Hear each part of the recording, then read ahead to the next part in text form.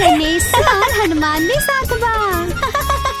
कितना शरारती कन्हैया हमार, माखन जेकरा के लागेला प्यार। कबो ई चुरावे नींद के होके, खत्म ना होखे मस्ती एकर। हाँ हाँ का बड़ा शरारती कन्हैया हमार, जसोदा के आँखन के बाई तारा।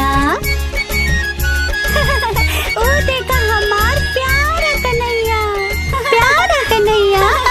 सबके लागेला प्यारा बा, खेल में कब हो न हारल बा।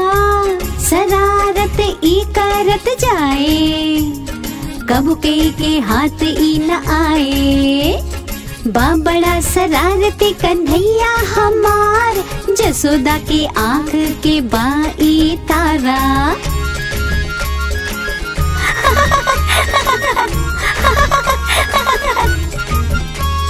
शरारत ई करत रहेला, दिन हो या रात कबो न रुकेला।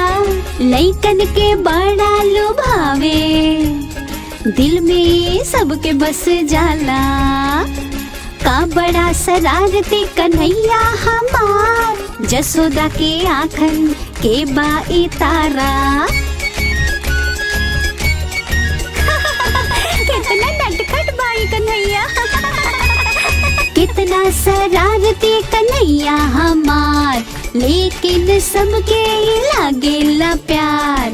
आइल गणेशा और हनुमान के साथ, एकर ली बाहर एक बात। हाँ हाँ बड़ा शरारती कन्हैया हमार, जसोदा के आँख के बाई तारा।